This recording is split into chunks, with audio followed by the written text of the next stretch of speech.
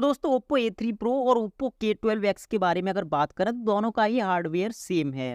लेकिन क्या RAM variant में डिफरेंस होने की वजह से कोई फ़र्क देखने को मिलेगा परफॉर्मेंस में, यही यहाँ डिस्कस करते हैं। सबसे पहले दोनों ही डिवाइसेस को करते हैं रीस्टार्ट, और जब तक दोनों ही डिवाइस रीस्टार्ट होते हैं मैं आपको बता दूं कि दोनों में ही आपको मिलता है डायमेंसिटी का 6300 प्रोसेसर। और यहाँ पर दोनों ही डिवाइसेस की बात करें तो थोड़ा सा यहाँ पर K12X जल्दी रीस्टार्ट हुआ as compare to A3 Pro। आगे बात करेंगे गेमिंग, मल्टीटास्किंग और Antutu बेंचमार्क स्कोर्स के बारे में। तो शुरुआत करते हैं यहाँ पर Antutu बेंचमार्क स्कोर्स से। तो यहाँ पर अगर Antutu बेंचमार्क स्कोर्स की बात करें तो A3 Pro का बहुत ज़्यादा कम है, लेकिन वो कम क्यों है वो मैं आगे आपको एक्सप्लेन करता हूँ। सबसे पहले अगर CPU स्कोर्स की बात करें तो दोनों का ही 1,48,000 से 1,47,000 के आसपास है, जो कि सेम ही है और यहाँ पर कोई भी डिफरेंस आपको देखने को नहीं मिलता। GPU स्कोर की बात करें तो A3 Pro का है 0, और वो 0 है क्योंकि A3 Pro का यहाँ पर यूज़ किया गया है 8GB रैम वाला वेरिएंट, और 8GB रैम होने की वजह से यहाँ पर Antutu बेंचमार्क के 3D वर्जन का स्टैंडर्ड वर्जन सपोर्ट करता है, जबकि K12X का यूज किया गया है 6GB रैम वाला वेरिएंट, इसीलिए यहाँ पर आपको मिलेगा 3D लाइट का सपोर्ट। और यही डिफरेंस यहाँ पर स्कोर्स में देखने को मिलता है, और इसी वजह से आपको टोटल में डिफरेंस देखने को मिलेगा। अगर मेमोरी स्कोर्स की बात करें तो यहाँ कोई डिफरेंस नहीं है, 1 लाख के आसपास है दोनों का। रैम एंड रोम स्कोर्स दोनों के लगभग सेम ही हैं।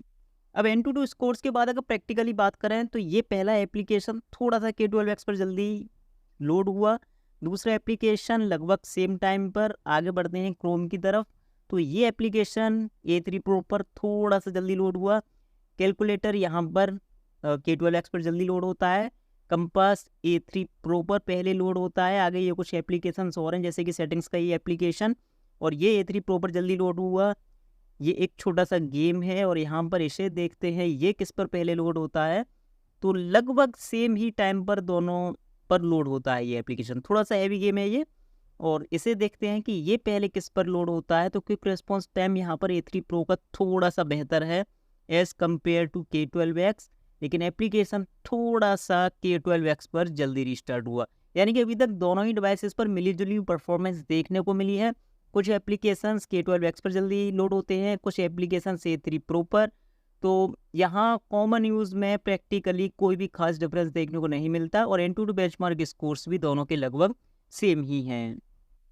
अब बात करते हैं गेमिंग परफॉर्मेंस की। तो सबसे पहले बात करते हैं K12X की, और K12X पर पहले मैंने ये गेम मीडियम ग्राफिक्स सेटिंग्स पर रन किया। अब K12X का यहाँ पर यूज किया गया 6GB रैम वाला वेरिएंट, और मीडियम ग्राफिक्स सेटिंग्स पर 6GB रैम पर भी ये गेम काफ़ी स्मूथ चलता है, किसी तरह का कोई इशू यहाँ देखने को नहीं मिला। इसके बाद बात करते हैं जब मैंने ये गेम हाई ग्राफिक्स सेटिंग्स पर ही रन किया, और हाई ग्राफिक्स सेटिंग्स पर उतनी स्मूथ परफॉर्मेंस देखने को नहीं मिलती जितनी मीडियम ग्राफिक्स सेटिंग्स पर थी। डिफरेंस आप यहाँ पर देख सकते हो। अगर मैं अपना एक्सपीरियंस शेयर करूँ तो K12X पर हाई ग्राफिक्स सेटिंग्स पर ये गेम पूरी तरह से स्मूथली रन नहीं हुआ, और मैं यही कहूँगा कि K12X के 6GB रैम वाले वेरिएंट पर आप मीडियम ग्राफिक्स तक के गेम्स तो खेल सकते हो, लेकिन हाई ग्राफिक्स नहीं। अब बात करते हैं Oppo A3 Pro की, और A3 Pro में जैसा कि आपको पता है मिलती है 8GB रैम, जबकि हार्डवेयर दोनों का सेम है। तो डायरेक्ट इस गेम को मैंने रन किया हाई ग्राफिक्स सेटिंग्स पर, और हाई ग्राफिक्स पर A3 Pro पर इस गेम में थोड़ा सा लैग देखने को मिला। मतलब लगभग सेम ही परफॉर्मेंस देखने को मिली K12X के 6GB रैम वाले वेरिएंट पर, या फिर कहें A3 Pro के 8GB रैम पर। यानी कि रैम का यहाँ डिफरेंस गेमिंग में आपको उतना देखने को नहीं मिलेगा। कॉमन यूज़ में भी दोनों लगभग सेम है, यानी कि रैम का बेनिफिट अभी तक जो मैंने टेस्ट किए हैं वहाँ पर कोई खास नहीं है। अब बात करेंगे मल्टीटास्किंग परफॉर्मेंस में कोई डिफरेंस देखने को मिलता है या फिर यहाँ भी दोनों सेम रहते हैं।